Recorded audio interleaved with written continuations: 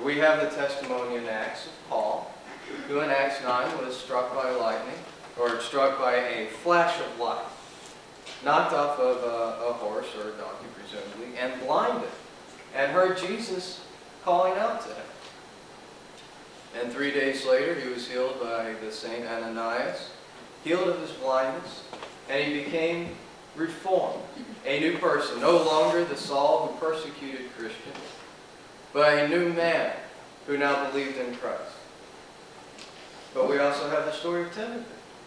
And 2 Timothy, we are told by the writer that Tim was raised to be strong in faith by his mother and his grandmother, who had faithfully served in their communities and now faithfully serve the church. And I know what it means to have a mother and grandmother that will raise you to serve the church. And then we have the story of the fisherman. And I love this story for many reasons. The first is I enjoy fishing. But they were doing a completely different type of fishing. I like to cast my rod and reel out and just sit on the bank and enjoy it. They were doing hard work. That's not the type of fishing I enjoy, but I do like the idea that Jesus calls fishermen.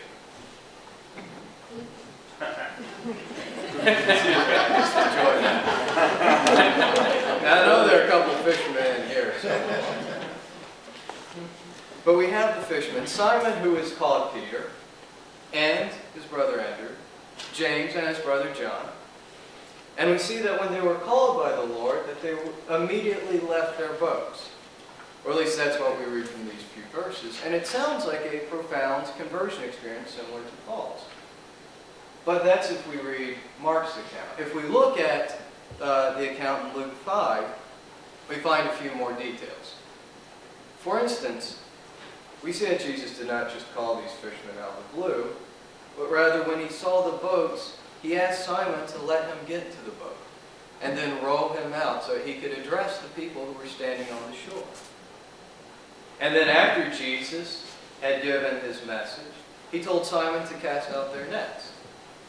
And Simon Peter had not caught anything all day. And if you're a fisherman, you know what that's like. You get kind of depressed when you think, well, I'm just not going to catch anything today. But Jesus insisted, cast out your net. And when Simon did, they pulled in a haul so large they had to call other boats over to help them below. And so it wasn't just a sudden conversion experience similar to Paul, because these fishermen had heard the message of Christ, and that they had witnessed a miracle. And if you catch a fish, that's a minor miracle in and of itself. If you catch a lot of them, that's a big miracle. And so they had these experiences with Christ, that they were pushed along a little bit. And if we read the rest of the gospel, we see that they were not suddenly transformed just because they were called by Jesus. That the Gospels document their growth, their gradual change, their faith exploration. As we read the Scriptures, we see their journey. That as they followed the path of Jesus, they had questions and troubles.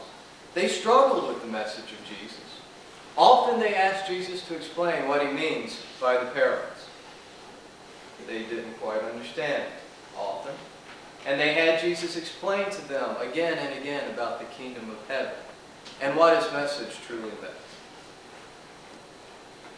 And then we have Peter, who in the days approaching Jesus' betrayal failed to understand the importance of the crucifixion and said, "No, surely, Lord, this will not happen to you."